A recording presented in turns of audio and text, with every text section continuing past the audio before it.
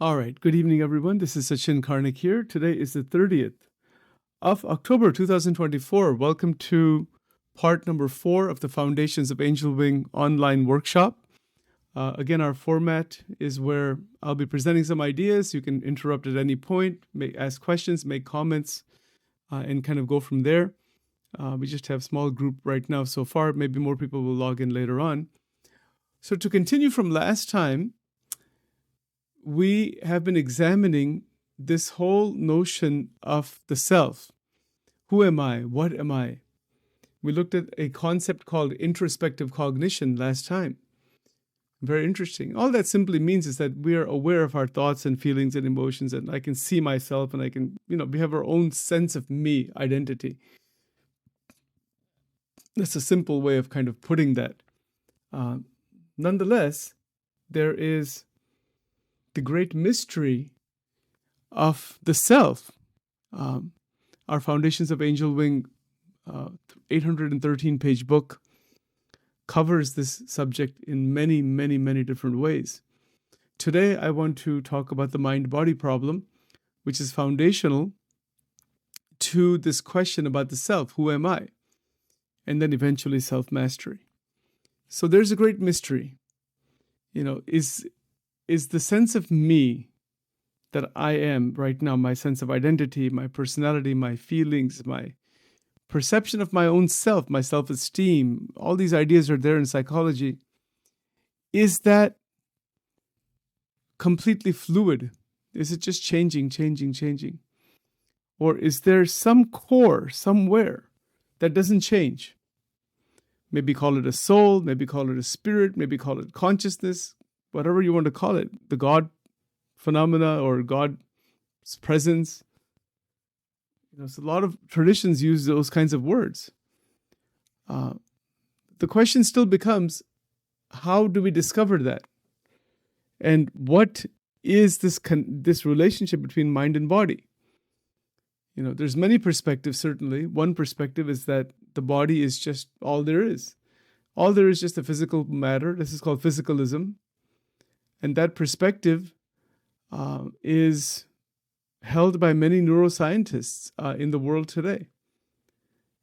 But there's another perspective called dualism. And dualism is a perspective, a philosophical position that the mind and body are distinct entities. They're separate. This is what is known as dualism. So mind is considered to be non-physical, while the body is physical, and that mental states are beyond physical explanation. We can never truly explain mental states. For example, we use the word happy, or we use the word sad. We use different language for emotions, or certain cognitive states. But can we actually ever grasp them? It's not like explaining the quantity of blood in somebody's body or the height or weight. It's not like that. There's a great subtlety to it all. And that's the real question, that is the mind something so completely subtle that it's intangible and it's too abstract to try to put it into a physical framework? Could be, certainly. Certainly that's a possibility. Then there's also the brain. The brain that we have, is that brain responsible for creating the mind? We've talked about that before, emergence phenomena. Even if it is, it still leaves us with our sense of free will, our sense of making decisions, determine our ability to determine what steps to take on a day-to-day basis, what experiences we're looking for in life. So there are many perspectives in this. And as far as Angel Wing is concerned, as far as our Foundations book, we are trying to explore these ideas in a very, very systematic manner that allows all of us to unravel and unfold what the self actually may be. If the mind is a non-physical entity and the body is a physical entity, or if they really are separate, completely separate, which is what is called Cartesian dualism, if that's actually true, then that's quite remarkable. Then what is it that is that mind, and how do we approach it? What can we do with it? There's a philosophical angle to this. The philosophical angle is simply that it's a question of debate. Different positions. Some people will say that there's only the brain, there's only the physical reality. Some people will say, no, there's only really mind or spirit. Or some others might say there's actually the existence of both of them. Many possibilities certainly exist in this analysis. There's no real consensus amongst all the different philosophers. Even if they had a consensus, that may not mean much, because it's a mystery. But in our day-to-day existence, day-to-day life, we have a mind. We have at least some sense of a mind. We may not know exactly what it is, and we may want to try to discover that in many different ways. We can try to stabilize it. We can try to purify it, try to gain wisdom about it, try to make it stronger. Yes, these are the things we can try to do. And we have been trying to do that in the Angel Wing program, to make the mind strong, to make the mind more clear, to make the inner world more vibrant with energy. Yes, all of that is certainly a possibility. And as we are trying to do all of that in our own way, we are faced with our own experiences of life. Every human being has their own experience. Every human being has their own vision of the world, vision of themselves, vision of their own body, and the function and processes of the body. Body is a mechanism. Body is a biochemical mechanism. That's what it is. It may be more than that, but it's definitely that much. And it raises the question, is our mental activity also just a mechanism? Is that what it is? That is the question. If it's just a mechanism, then it can be changed. It can be reprogrammed. And that's where the field of psychology talks about the programming of the mind, the conditioning of the mind. Just like a computer that's programmed. Are we also programmed this way? We talked about that last time. Maybe to some extent, but maybe not completely. So you've got to keep the question open and decide what type of experiences a person is looking for through the mind and the body. Because the body and the mind are what allow us to have experience in life. And that nobody can deny that. Whatever the debates may be, we have experience in life. The experiences we have can be chosen, can be changed, and we live in different worlds. I'll give you some examples. Someone goes for a walk in a park, that's a world that they're in. Somebody else goes to a bar, that's another world. Somebody else goes to a party, there's an environment there. There's a vibe there. If someone goes to a church or a synagogue, there's a vibe there. There's a certain environment there. So we live in different worlds, different environments. So the external environments that we move in throughout the 24-hour cycle, throughout the weeks and months and whatnot, have very much to do with the internal environment. So self-mastery, in a more technical sense, would have to entail decision regarding the kind of internal environment I want. What is the inner world that I want to be in? I hope that question makes some sense at least. It's not a question that we generally ask. Most people don't ask that question. They may not have ever even thought about that question. But that's all right. That's the way it goes. When we are trying to recognize that we live in multiple worlds outside, and whatever worlds we live in externally, that's going to create the inner world also. No question about it. And then in the creation of the inner world, we hold beliefs, we have desires, we have intentions, we have all kinds of relational activity going on internally with regards to the development of the inner world.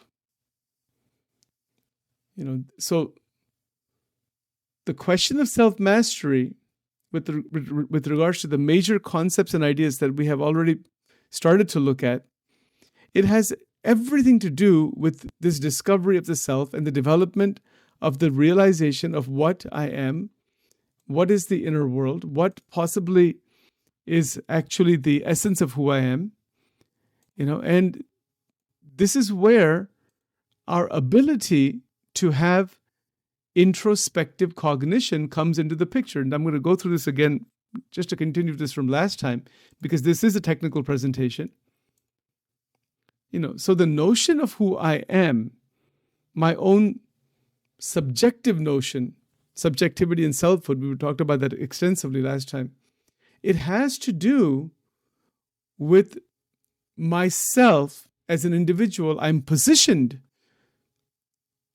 either through genetics, well, definitely through genetics, through the physiology of the body, the physiology of the brain, etc. I'm positioned at a focal point.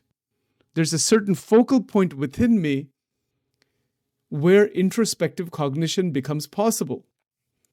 And introspective cognition means that I can understand the complex workings. I can be aware of, I can understand, I can see the complex workings of my own mind.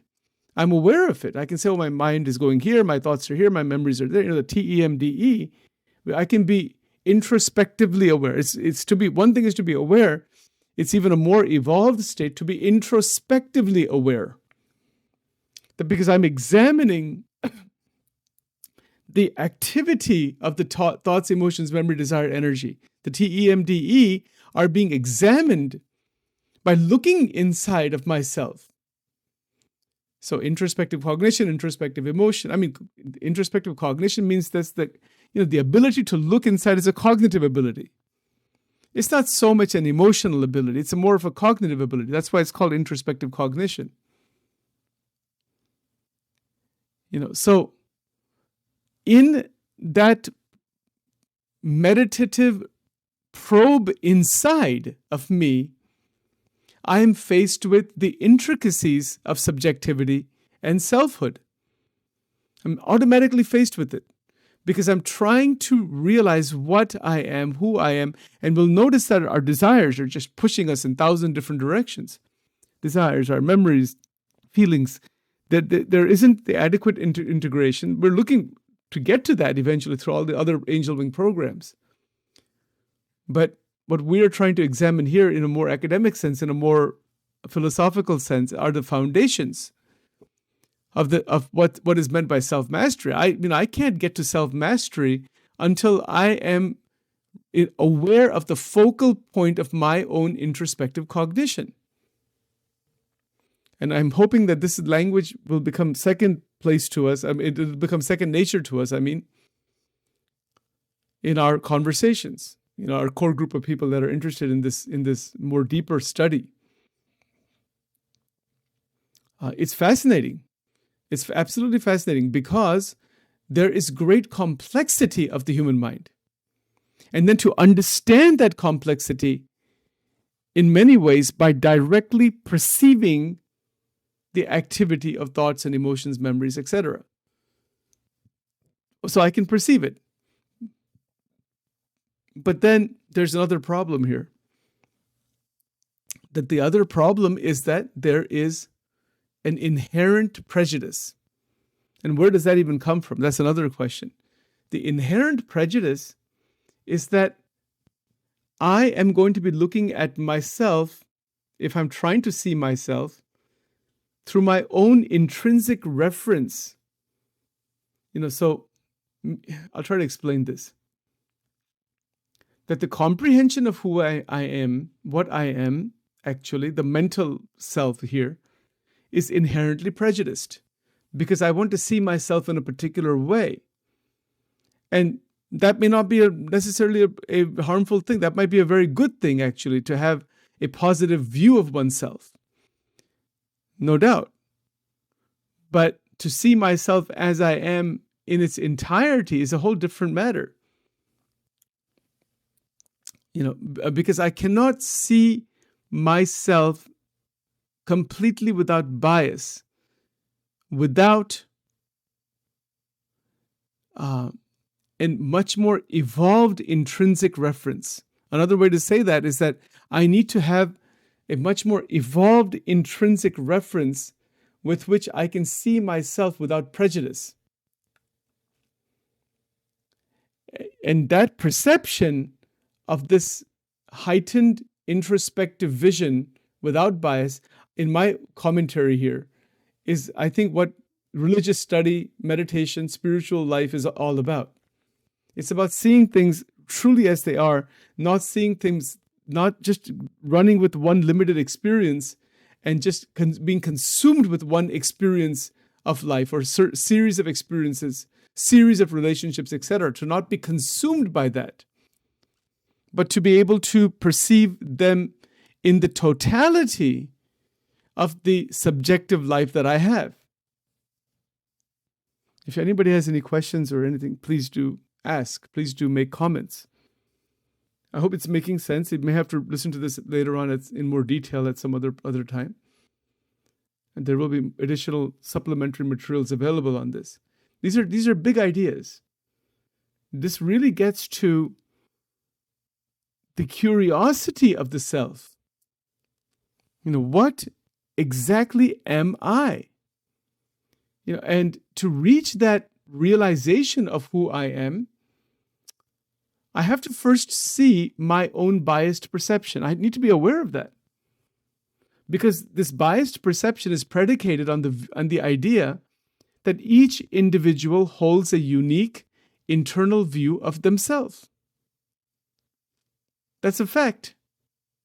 There's no question I have biased perception. There's no question that I need to see that. I mean, that's part of the way it goes. And we definitely hold a unique view. Sachin has Sachin's view. I can say for myself, I know myself better than anybody else. And that's true. And again, this is all only my commentary. You'll have to look at this in your own way. Would love to hear what you have to say about all this. But systematically, let's probe it. Am I holding a unique perspective of myself? Yes. Is it an internal view of myself? Yes. Is it biased? Yes. Because I'm not seeing myself completely. This biased perception is predicated on the idea that each individual holds a unique internal view of themselves. That means that what is the source of that biased perception? The source of the biased perception is a view of who I am, my uniqueness, my own internal life.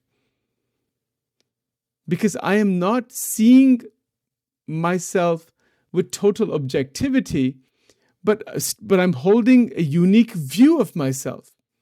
Well, then what else can I do but hold a unique view? Because I am a unique person. So are you. It raises the question, can there ever truly be unbiased perception due to the fact that we hold unique internal views of ourselves? And when we do that, naturally there will be bias. All right, so continuing my commentary on this one. Yes, there's natural bias, but I think there's still an evolution out of that. I don't think one needs to sacrifice the unique internal view and turn it into bias necessarily. But our individual nature, our individualized ego is such that it turns every experience into the fold of the me, into the fold of the ego, and it brings it inside that core, that egotistical core, that ego core. And once it does that, then there's a lot of distortion there. Distortion bias is going to be there. And how do you prevent that from happening? And I think that's what the religious, spiritual, and meditative traditions of the world are about. And there's no question that we have personal experiences. Of course we have personal experiences. Our whole life is nothing but personal experiences. We have thinking process, cognitive processes. We have emotional responses throughout the whole day, throughout the whole week, the month, our whole life. And our own unique emotional processes, responses, personal experiences, cognitive processes, etc., emotional responses. What do? They shape our understanding of our own distinctiveness. That's absolutely amazing. To recognize that truth, not because Sachin is saying so or because Mr. Nagel, their Nagel 1974 is the reference there. That's some of his research, and he and some others have put things this way. That's why we created this book, to really look at this. And this is only the first paragraph, first two paragraphs here. But it's not the quantity. We want to really look at this very deeply. That our cognitive processes, our emotional processes, our emotional responses, personal experiences, they shape the understanding, how I understand my distinctiveness from others. If I didn't have my own thinking, my own personal experiences, I couldn't distinguish myself from somebody else. I hope that makes sense. Therefore, or consequently, an individual's perception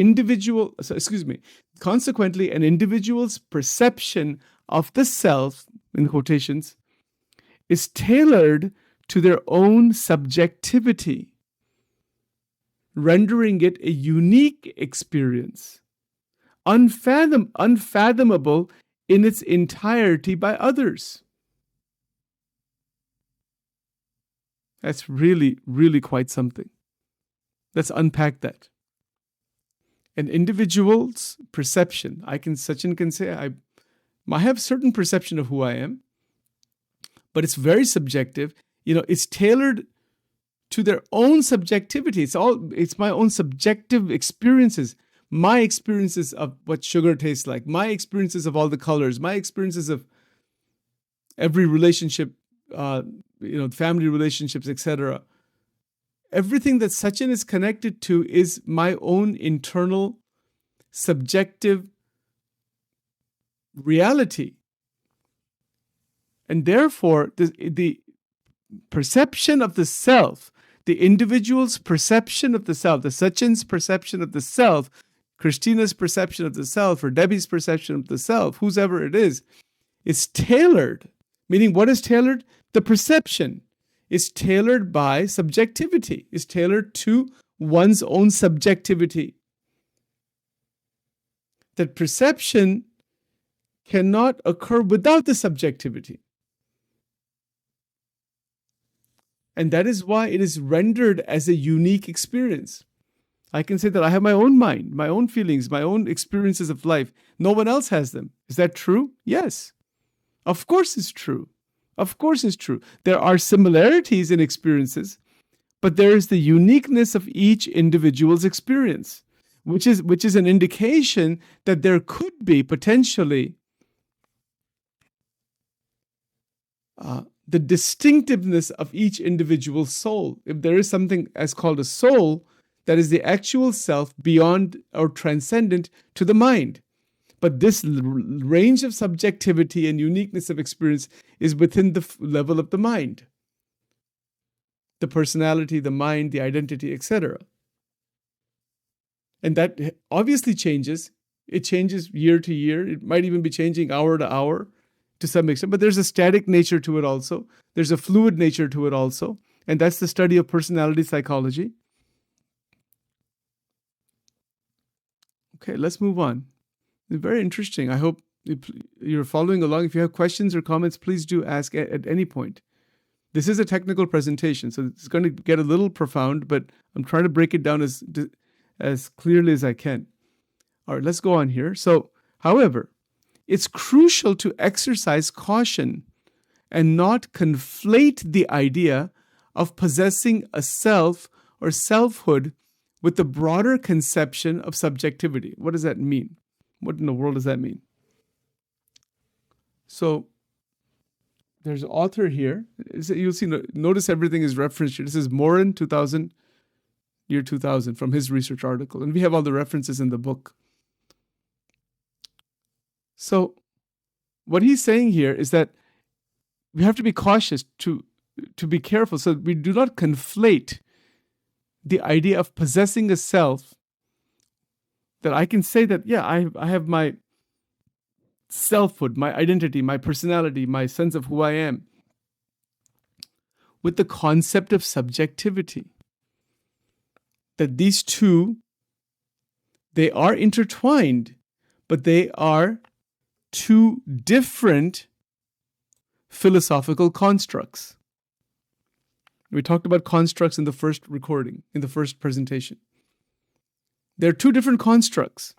Subjectivity is a construct in itself. And the idea that I possess a self, or I have an identity, my identity, I have that sense of self or selfhood, is intertwined with subjectivity, but conceptually, from a construct point of view, they are two different constructs. So subjectivity alludes to the overall realm of individual thoughts, feelings, and perspectives. I have my thoughts, I have my feelings, I have so many perspectives. And look, I've not given too many examples here, but we have our own, right? I have my own thoughts about my experiences right from childhood. I have all kinds of thoughts in the present moment, in the present life. These are my feelings. These are subjective phenomena. I have perspectives on so many aspects of life. So do you. Hopefully, everybody has their own perspectives.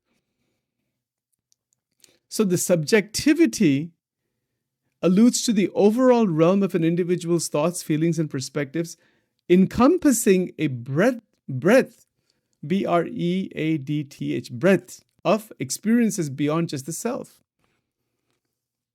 That whatever the self may be, the subjective self, whatever that may be, that's the mystery, the psychological mystery.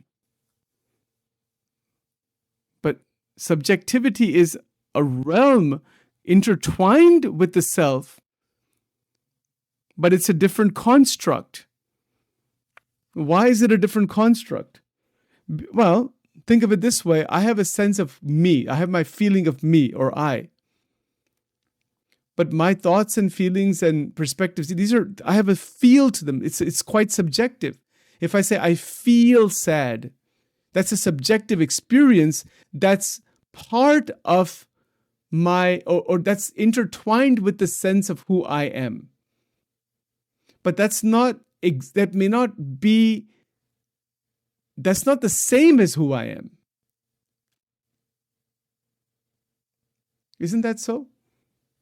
Think about that. You watch something on TV, they show these commercials, support hungry people in Africa or someplace, donate to some food organization, right? They show these, I haven't seen any recently, but there used to be quite a few of those kinds of commercials for donations. And when you see something like that, you see people suffering, and it stirs a subjective feeling. Oh, this is so sad. This is so terrible. Call the 800 number, make a $25 donation. And people do that all the time. That's an example of subjectivity, of feelings and perspectives. It's connected to the sense of me, who I am. But that feeling, that subjectivity, that experience will go away within 10, 15 minutes. It will change. But the self still remains the same. You see, so who I am, I had an experience, a subjective experience, watching that commercial on TV and making a donation, and I feel good about it. I feel like I did something for it. That's fine. I have a perspective. I have whatever, that's okay. But is that me? And that's what the researcher Morin, if I'm saying his name right, 2000, in his research article, he makes this point. The subjectivity alludes to the overall realm of individual thoughts, feelings, and perspectives, encompassing a breadth of experiences beyond the self. it's very, the sentences in this book are very well written for the specific purpose of contemplation. They are jam-packed with meaning. And so my role here is to try to unpack this. It has taken me 4 years to pull all the research together. Finally, we have it. Now we're going to go through it systematically for years. It's an absolutely tremendous journey to take. I hope you're following along. If you have any comments or questions, please do ask. I know I don't want to make it so difficult to understand. I'm trying to not make it difficult at all, but it is a technical presentation, so it's going to get into a little bit of more depth than what we usually talk about. This is the actual deeper level realization that is needed for a much more higher level probe. It's like a deeper probe into the question of the self. And if we can begin to see things at this level, my God, it improves our mental power. It improves our vision of life. Even to understand these ideas, it changes so much in our mind. It takes us to a new level of contemplation and realization. And it can actually jumpstart the process into self-mastery. But this approach here is to show the foundations of self-mastery, foundations of angel wing. These ideas are at the foundation of the construct of self-mastery.